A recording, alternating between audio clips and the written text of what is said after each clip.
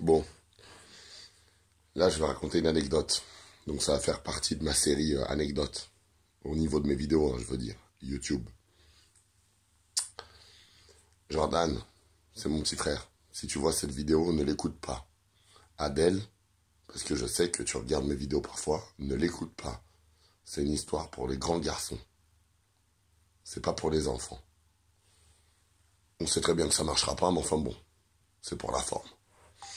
Alors, je vous recontextualise le truc. Vous allez voir, ça c'est trash. Hein.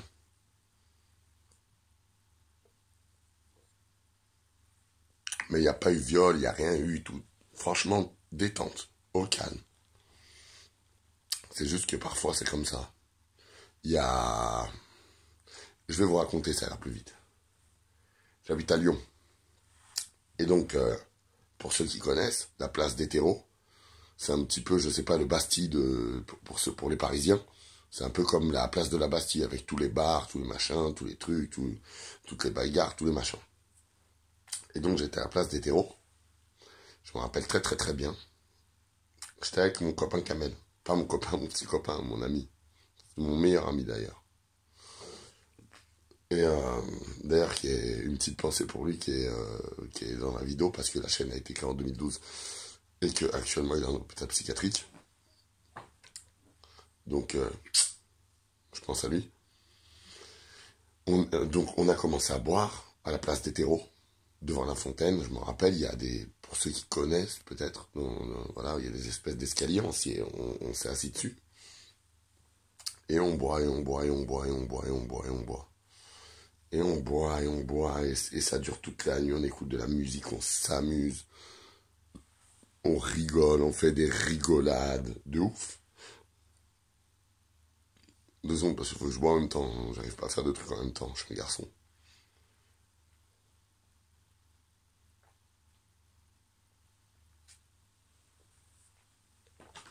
Je crois qu'elle s'appelait Gaëlle, je sais pas. En tout cas, on reste sur ce putain d'escalier pendant approximativement, je sais pas, 4-5 heures. Wow, à se bourrer la gueule, à refaire le monde, à rigoler, machin, à parler aux gens, à demander du feu, utiliser des prétextes pour aborder des filles, parce qu'on est quand même un peu timide, même bourré, on n'est pas des champions de la drague. C'était il y a 7 ans, ça. Et j'étais un peu meilleur que Kamel parce que à ce moment-là, vu que j'arrivais pas à baiser, je faisais que lire des livres de séduction, des machins comme ça, des méthodes mystery, tout ce que tu veux, des séductions by Kamal. Ce sont 2 sites de séduction. Et ça m'a pris quelques trucs quand même, hein, donc c'était pas inutile. Et là, on est en train de parler comme ça, il doit être 5 heures du matin, et je vois une fille qui sort du bar, seule et complètement torchée, allumée, défoncée. Un picolé, je sais pas ce qu'elle avait pris franchement, mais elle était morte. Et comment je l'ai su? C'est parce que en fait, elle a essayé d'enjamber une barrière et elle est tombée. Et donc moi, comme un faux gentleman, enfin, ou alors un gentleman intéressé, parce que quand même, j'avais pas envie qu'elle se fasse mal, et puis elle était jolie. Je me rappelle très bien, elle avait une jupe, elle avait des collants, enfin, elle était belle, quoi, elle était fraîche. Et moi, donc, je vais la voir, quoi, donc, comme un gentleman intéressé. Je lui dis, vous allez bien, madame, ça va et tout, machin, machin, machin. Et donc, comme je dis, elle était complètement beurrée. Et elle me dit, ouais, je sais très bien que tu veux me baiser. Et moi, je lui dis, non, pas du tout. Rien à voir, non, vraiment, et tout. Je me soucie de toi et tout. Alors que c'était un peu vrai, j'avais un peu envie de la baiser. Un peu beaucoup passionnément, à la folie. Et je lui dis, non, pas du tout, tu te fais des idées et tout. Moi, je t'ai vu tomber et tout. Et c'est vrai que c'est un peu mal famé quand il est 5 heures du matin, place des terreaux, à Lyon. Il y a beaucoup de racailles, enfin, c'est un peu la merde pour une fille toute seule. Donc d'un côté, il y avait vraiment un truc altruiste, elle me plaisait. Elle me plaît toujours d'ailleurs, c'est juste que je l'ai jamais revue.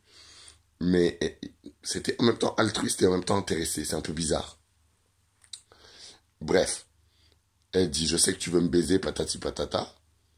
Je lui dis, non, ça n'a absolument rien à voir, c'est juste pour ta sécurité. Bon, vous connaissez le blabla habituel, hein. Fake. C'est complètement rien à voir. Et je lui dis, non, non, non, c'est pour te raccompagner à la maison, pour que tu fasses gaffe, c'est mal famé ici. Elle me dit, de toute façon, j'habite juste à côté.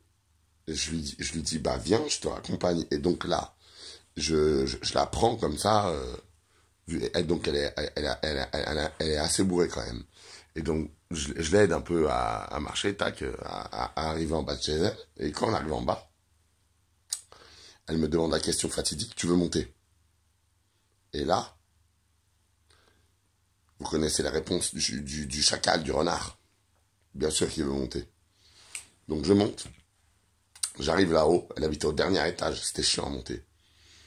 Et là, j'ai vu plein de lèvres, c'était une étudiante, je pense. Je l'ai jamais revue, je l'ai vue qu'une fois. Mais c'est un très bon souvenir, j'en garde un magnifique souvenir.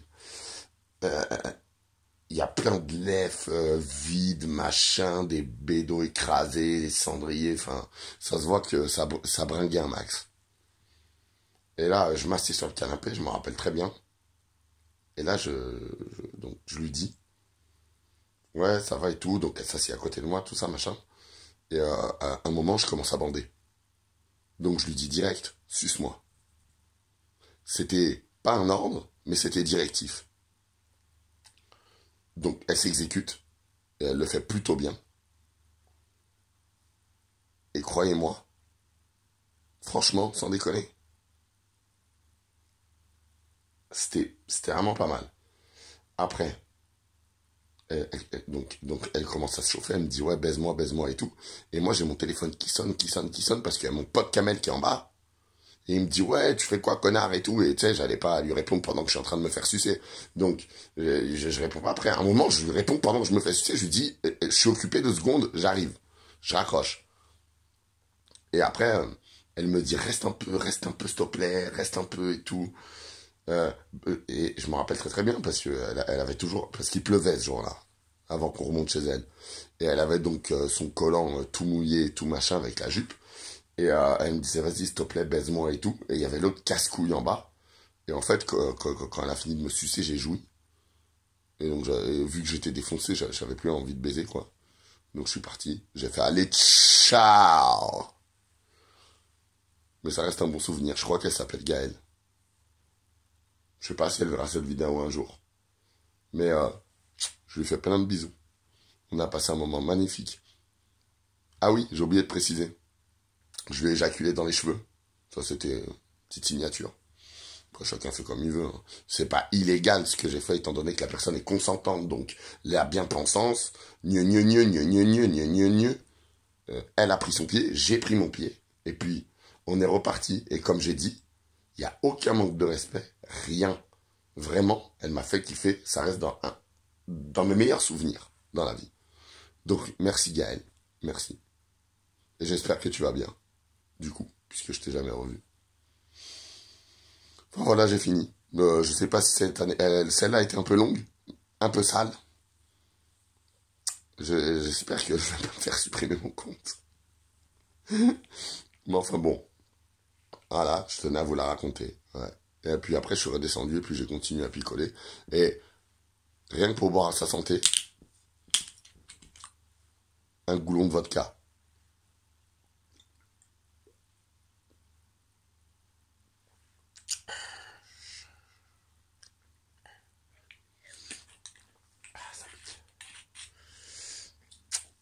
Ça pique parce que j'ai mal aux lèvres. Enfin, bref, ça c'est un autre sujet. Si vous aimez, commentez. Si vous êtes traumatisé, bon bah écoutez, je vous raconte une petite tranche de vie. Enfin bon bref, réagissez. Et merci aux 23 abonnés, c'est la famille, c'est le sang. Non, je rigolais en disant c'est le sang. Je me foutais de la gueule des rappeurs qui disent toujours c'est le sang. Souvent c'est à Marseille qui font ça. Enfin bref, bon j'arrête, parce que sinon je m'arrêterai jamais.